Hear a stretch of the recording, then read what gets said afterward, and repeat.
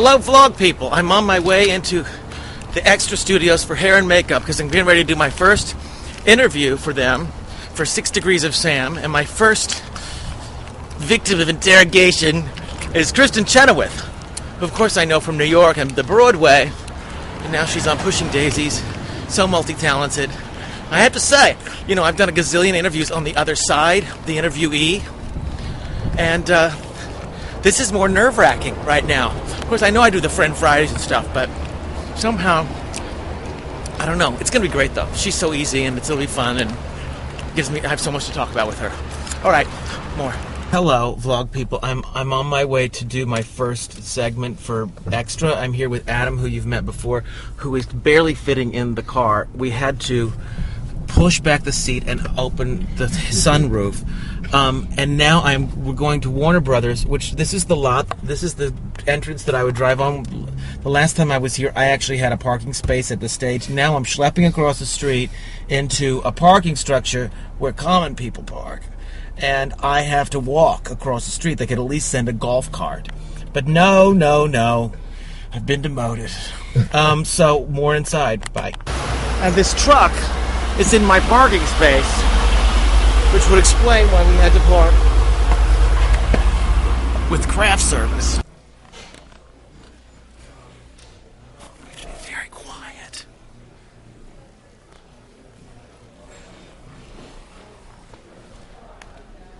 Here's the pie hole.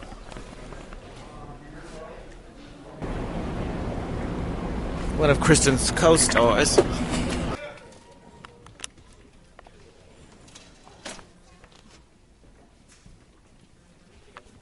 Stage 24, which is where I'm sitting now, which is where I'm going to be interviewing Kristin. And that's my dressing room right up there. It's so weird to be on this stage. Where the last time I was here, it was for the show. And now I'm here. It's small world.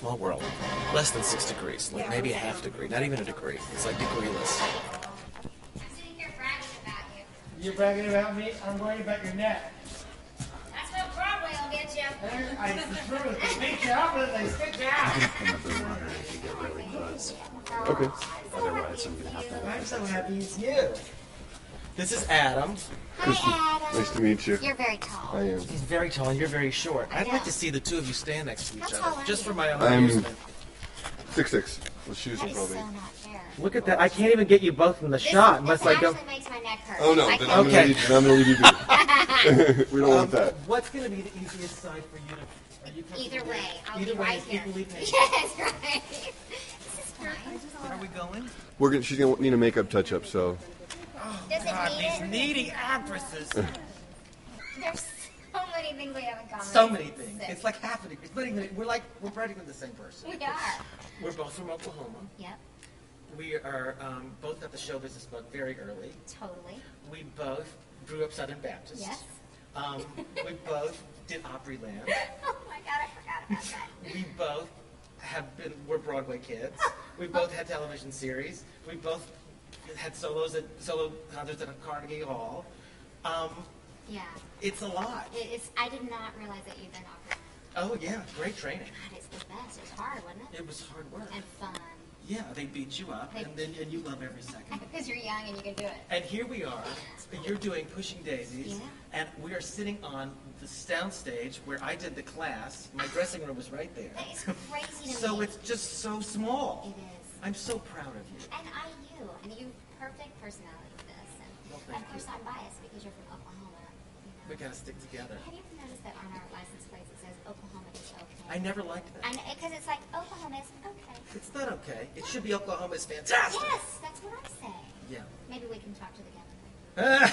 Maybe he'd listen to He's us. going to really listen to us. I think so. Look at the way I'm dressed. You are dressed Norwegian-ish. Yes, Norwegian. I think it's more like NASCAR. But It is. You look like a Norwegian or a jockey. A jockey, which is what Olive used to do with her. My character was a Hence the inspiration. jockey. Yeah. So, okay. Here we are. Yeah. We've got all these things in common. We're at this point in our lives. And I have to ask you this because being a kid from Oklahoma, whenever I work on a studio lot, or whenever I even go into a stage door on Broadway, every single time I pass through that gate, there's that thing like, oh my God, I'm really here. Oh, that like for you? You know what? Every time it happens to me, and I'm the same way too. It happens to me when I'm driving up to the gate to come into Warner Brothers, and I see our poster on the wall, on the side of the building, and I'm like pinching myself. Exactly. Because I'm like, is this really my life? And it comes with its struggles. It's not perfect, but it is a good life. Well, and how about that it's what we dreamt of? We're actually getting to do doing paid what we love to do. And, but also, again, coming from Oklahoma, where there's an awareness, certainly, but it's not like show business is prevalent. It's not like either of us came from big show business families. No, not at all. And I dreamt of walking on a soundstage. Well, you did The Secret before you even knew what it was. We did, That's why we? when I read The Secret, I was like, I've Please, already done this is that. all that. And when you're doing a show 8 times a week on Broadway, Oh, sure. and it's like, oh yeah, how do I do this? And you remember that there's somebody up in that balcony who's like, oh my God, I can do You that. know? Or, and you get to be that for them. that's right. Or they've never seen a Broadway show. And that this is their first time experiencing it. That's what I always think of when it starts with the overture and I'm sick or I'm injured or Right. there's a problem. I think somebody out there has never seen a Broadway show. And because people ask me, I know they do you all the time, how do you do it 8 times a week? Right. It's not for wussies, is it? It is not. It's hard. And don't you love it when television is hard in a different way? It's a different beast. It's hard And to. what you're doing now with this kind of show Yeah. is, it's like a movie. Yes. There's a lot of waiting. It's single camera. It's Yes. a lot of waiting. But television people that come to Broadway and they think, oh, this is going to be easy. I only have to work 2 hours a night. I always get such a kick. I'm thinking, oh, if it were only that. Wait till you wake up at 4 and hopefully your voice is okay or Right. nothing's wrong with you. And, it does make me laugh a little bit. But I'm sure that, they look at us if we want to come into movies and television and be like, Sure. oh, you think it's so easy, huh? And it's not. It's a craft. It's a craft. And my whole thing, the challenge I have with doing TV and film is pacing myself. Because I am a type A personality and I have my part learned. Right. And I go You're into prepared, rehearsal and you're I disciplined. Yeah. And then it's a lot of that waiting, and you get tired of being kind of ready all the time. It's So exhausting. It's exhausting, so I've learned to let down, relax on my breaks, and then pull it back. Right. It's just different. It's very hard, and especially because you're waiting for 4,000 other people to set a light and do something, and then it's sparkle, Kristin, sparkle. And you're on, kid, go! Yeah, go. But you know how to do that. Yeah. You know how to pull that out. Okay, so you really are the real thing. But there's something else because, in Oklahoma, there was community theater, there was school theater. Yeah. But one of the closest things to show business was pageants for girls. And you've been down that runway, right? Oh, So, yes! Now, ironically, several of the roles that I've seen you do in Steel Pier, where you played the sweet little girl who was really a little nasty Oh, under it, sure. and Charlie Brown, which was more innocent, but it was still the devil side. Still thing. sardonic, yeah. Wicked, Wicked. which is this, little princess, but the arched eyebrow. I'm thinking, this has to be informed by pageants. Well, I always say Linda is a girl that I know from Miss Oklahoma. Exactly. I had a girl in the Miss Oklahoma pageant. We'd gotten made it in the top 10. It's where you scurry, you go get into your swimsuit, and then you start the competition all over again. Final night, right before we walked out, and you know who you are, woman. I was in my swimsuit, and she was in her swimsuit, and right before I walked out, she goes, I think you've gained a little weight this week. Oh, that's good. And I said, they told me to. Don't mess with the Chenoweth. Don't mess with Do the not mess channel. with the Cheno. She will come back at you. And She was trying to psych you. She was trying to psych me out. And you know what it taught me? Pageants, which I loved that it taught me this. Compete with yourself. Mm-hmm. Can't compete with girl who thinks you're fat, girl who sings better than you, girl who plays the piano awesomely, girl who has a better body, girl who has the whole package. You cannot compete with anyone but yourself. And I think that's the key in this business is to realize that you're not competing with the same girls that you see at auditions. You keep competing with yourself and you throw it up and sometimes you're going to get it. Let's talk about this show, Yeah. which is like Murder, She Wrote meets The Wizard of Oz. That's the perfect description. I'm so going to quote you in the next interview I have. That was Isn't it? perfect. I mean, yes. it's like this surreal, sort of fantastical Yes. thing. What is it like? You know what it is? It's like doing a play. Because we have these costumes all the time. We have sets. Yes, you're very in your Norwegian. Yes, And this week, this is what I look like. We're constantly changing. What I love about this show is that there's this crime story every week, and that's good and well, and we love that. But I love the relationships between these people, and I'm involved in a love triangle, and then there's me starting to get in on the detective work with them because I'm just normally a waitress. But I've never seen anything like it, and I literally mean seen. It looks different than anything on television. It's beautiful. It's beautiful, and Barry Sonnenfeld, our director, it was all his vision, and of course Brian Fuller, the writer. Right. And I was on Broadway doing the Apple Tree. Yes. When I think I came to see you long before that in the producers, I was doing the show and read the script and thought, this is going to be a hit. I just know it. I just know that it's going to be unique and special, and I knew I wanted to be a part of it. And that's kind of how it happened. Well, say do something wonderful for someone because of the power we do have to connect and create goodness and pass it on. How do you pay back the great blessings of your life?